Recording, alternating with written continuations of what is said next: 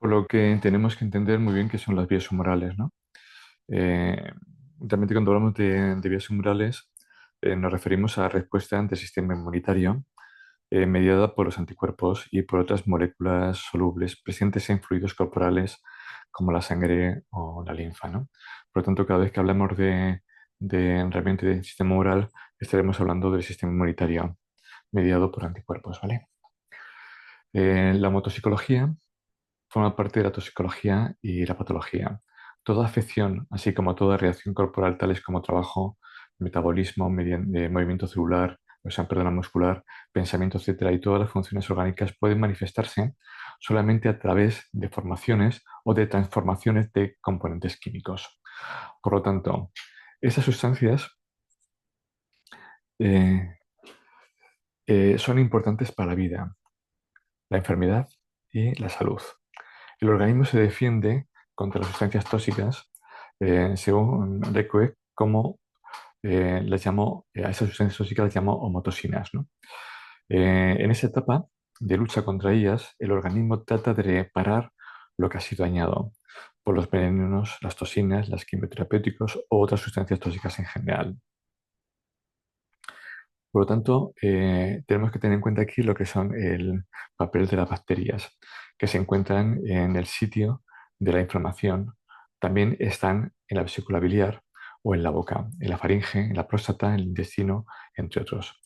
Los gérmenes comen toxinas, ya que en una inflamación bacteriana solo se desarrolla situándose sobre un terreno con extrema homotoxicidad, ¿no? O sea, realmente estamos hablando que estas bacterias se desarrollan si realmente encuentra un terreno lleno de tóxicos, ¿no?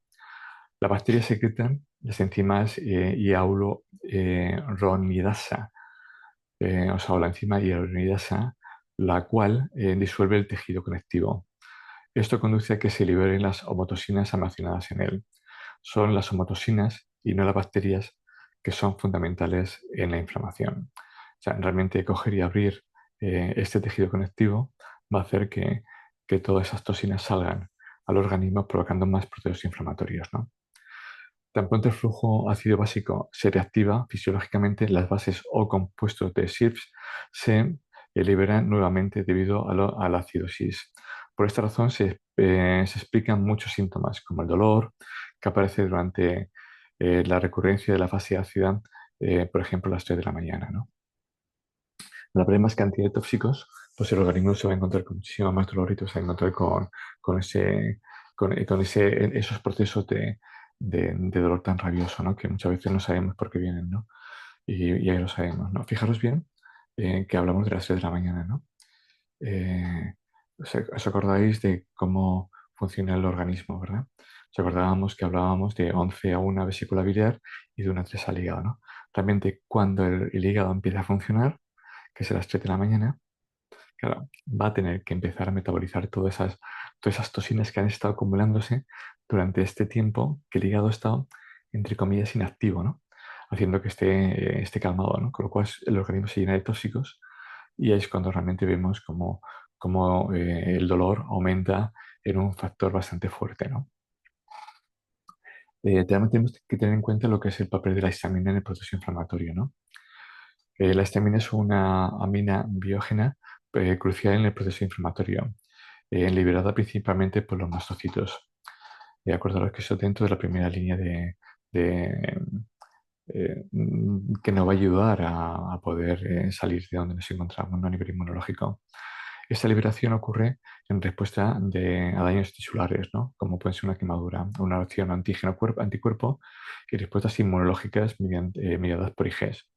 Durante la inflamación, el tejido afectado acumula grandes cantidades de histamina, desempeñando un papel fundamental en la cascada inflamatoria, ¿no? O sea, aumentan los niveles histamínicos para que haya menor respuesta. Lo que pasa es que vamos a tener mayor respuesta inflamatoria ante esto, ¿no? Estos efectos fisiológicos de la histamina actúa como un regulador clave en el proceso inflamatorio, provocando varios efectos fisiológicos. Estos incluyen la vasodilatación capilar, que causa enrojecimiento y el aumento de permeabilidad vascular, llevando a la sudoración de líquido hacia el tejido y la formación de edemas. También induce hiperemia, que es el aumento del flujo sanguíneo en la zona local, ¿no? En la fase de éstasis, la histamina permanece activa en la reconstrucción del tejido conectivo, transformándose luego en histidina. O sea, vamos a ir viendo cómo cada una de las partes va a tener esa función y por qué pasa lo que está pasando, ¿no?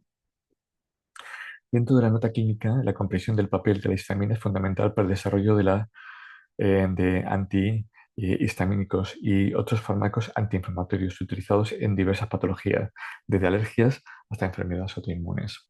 Por tanto, si sabemos muy bien cómo funciona la histamina, podremos dejar de tomar ciertas cosas, ¿no?, que no nos ayudan para nada, ¿no? ¿Cuál es la manifestación clínica de la activación de la histamina? Muchos efectos de la histamina aparecen cuando se activa la fase de Sielge. Allí encontraremos eczemas, pruritos, urticarias, escrófulas y furúnculos sobre la piel.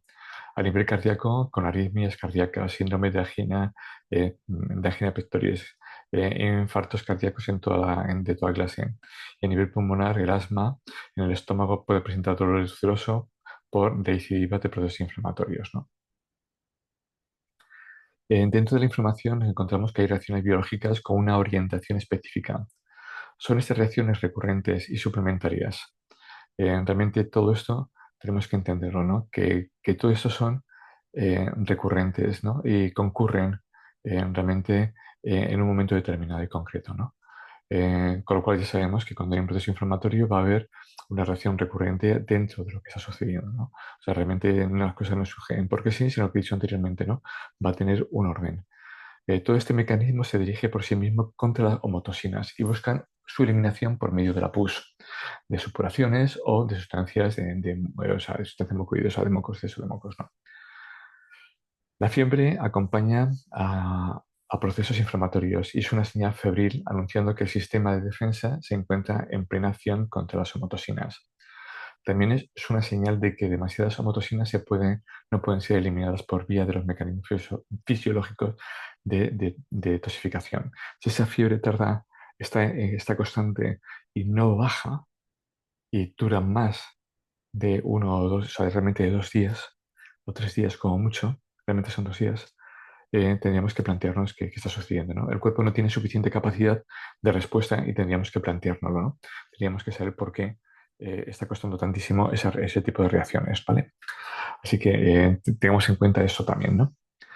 Las madres no deben de temer la fiebre, sino darle la bienvenida. Ellas deben ser advertidas de que la fiebre no es un mal signo, como las inflamaciones. Son fases de reacciones patológicamente aumentadas, pero no peligrosas, ¿no?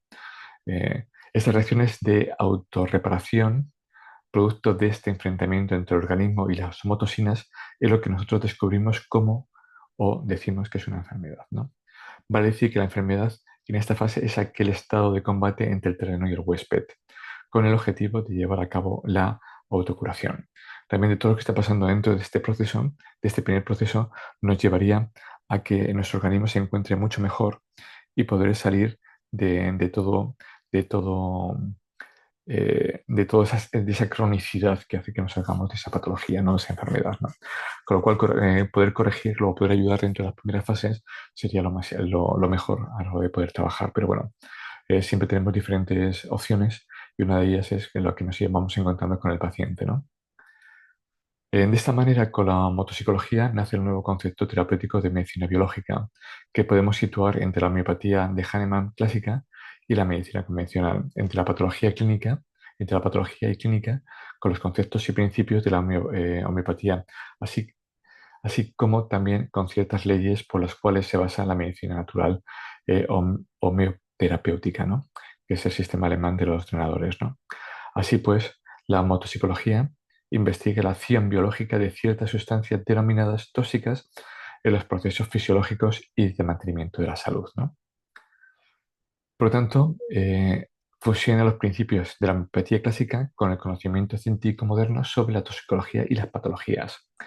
Considera al organismo como un sistema integral que responde a las toxinas según mecanismos biológicos identificables, ¿no? O sea que realmente podemos identificar cuáles son, ¿no? y tratamientos personalizados. Desarrolla estrategias terapéuticas basadas en la fase de la enfermedad y las características individuales del paciente. O sea, va a hacer eh, que este organismo funcione de una forma determinada y concreta para cada paciente. Y eso es muy, muy importante, ¿no? La medicina biológica, en respuesta o propuesta por Reykjavik, supone un cambio de paradigma en la comprensión de la enfermedad, viéndola como una entidad aislada a combatir, o sea, perdona, no viéndola como una enfermedad, o sea, como algo eh, que es solo, sino que lo ve como algo que es una expresión generalizada, ¿no? O sea, no ve que es algo aislado, ¿no? Sino que realmente el organismo está todo implicado. Y que esta expresión es una respuesta de los mecanismos defensivos del organismo frente a las toxinas. En 1911, el biólogo austríaco Lewin von Bartholomä descubrió al ser humano como un sistema cerrado, pero inmerso en otro más amplio, existiendo de esta manera entre el uno y el otro un flujo de intercambio de energía y materia. El ser humano requiere de sistemas donde habitar, pero el adecuado mantenimiento de las funciones vitales es lo importante. En este caso se requiere del medio o medio ambiente. Otros sistemas cerrados, como pueden ser las propias células humanas, también necesitan del entorno donde habitan. La interrelación entre unos y otros sistemas requiere un flujo de material energético adecuado, ¿no? Aquí estamos diciendo que realmente cómo vives, qué haces, qué está sucediendo, va a hacer que entres en un proceso de enfermedad o no, ¿no? Y eso tenemos que saberlo. También lo que estás haciendo con ese medio ambiente donde estás viviendo te va a llevar a un tipo de patología determinada y concreta que nos va a ayudar luego a poder sacarte de ese proceso si podemos rascar o podemos llevarte de esa forma, ¿no?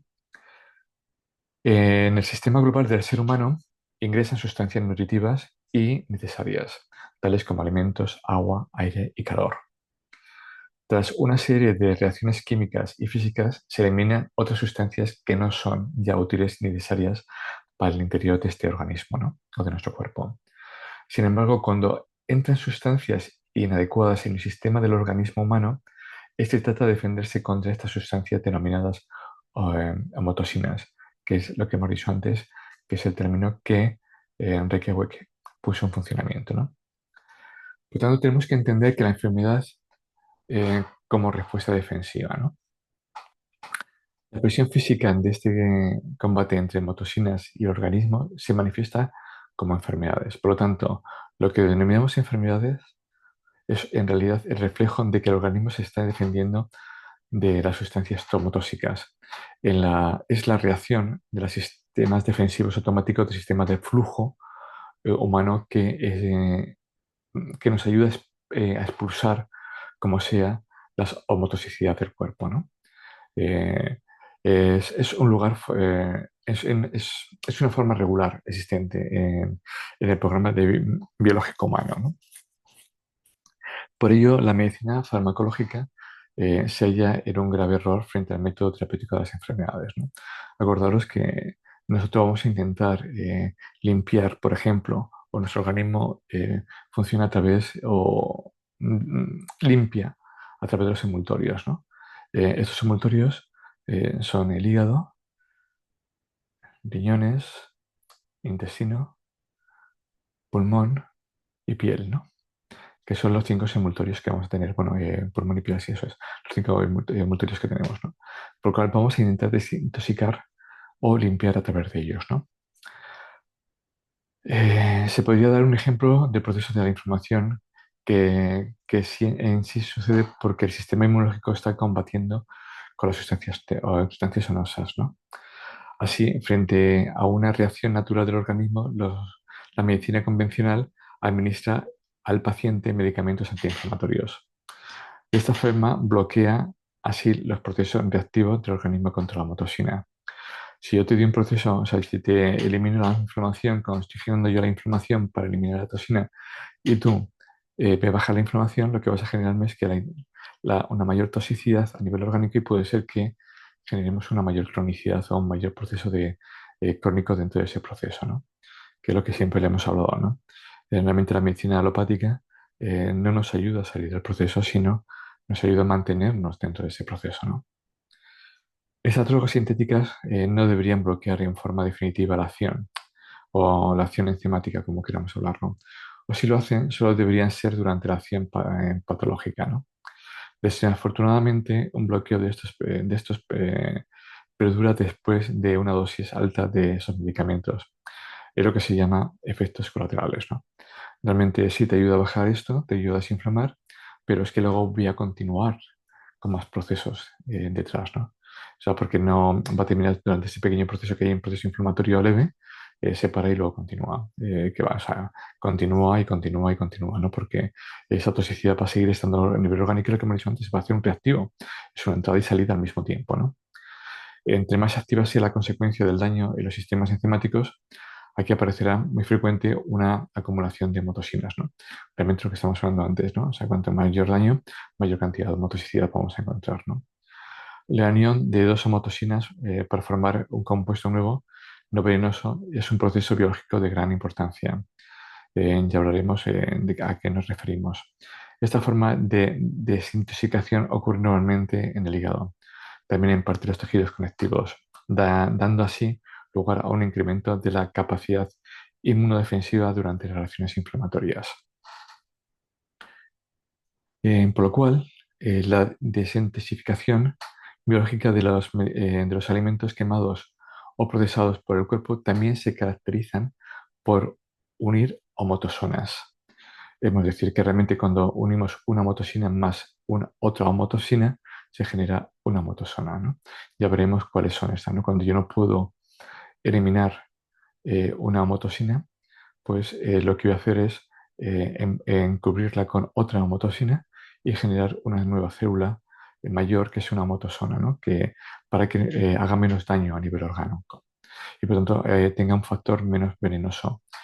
Un factor venenoso o motopsicológico y otro factor venenoso se combinan para formar un nuevo compuesto no venenoso que sería la homotosona, que es lo que estamos hablando antes, se combinan para formar un compuesto nuevo, pero una célula mayor que la anterior, con lo cual tendremos que aprender a eliminar también esas homotosonas, ¿no? Esta homotosona puede formarse combinando un factor venenoso homotóxico y otro factor no venenoso, por ejemplo, una glicina, un aminoácido no esencial utilizado por el organismo para sintetizar proteínas, ¿no? Que están presentes en los alimentos como el pescado, la carne o los productos lácteos, ¿no? Un ejemplo de las homotosonas, de formación de homotosonas, ¿no? Pues el ácido glucórico sirve como un factor no tóxico en la formación de una homotosona compuesta. Una reacción análoga es la formación de urea carbamina, partiendo, carbamida, partiendo de una molécula de ácido carbónico con dos moléculas de amoníaco o de amonio para llegar a formar una sola molécula de urea. La formación de ácido hipúrico, hipúrico, partiendo de ácido benzoico y de glicina, corresponde también al acoplamiento o unión de una homotosona. Ya vemos que depende de la formación, el organismo va a intentar ayudarnos para poder salir de la situación en la que se encuentra. Y eso es muy importante, ¿no? Que tengamos en cuenta. Entre otras cosas, la formación de los complejos antígenos anticuerpo corresponden al mismo proceso de unión de una homotosona. Un antígeno venenoso se acopla con un anticuerpo para formar un producto no tóxico, siguiendo el mismo procedimiento que analizamos en la formación de cualquier homotosina o homotosona no tóxica.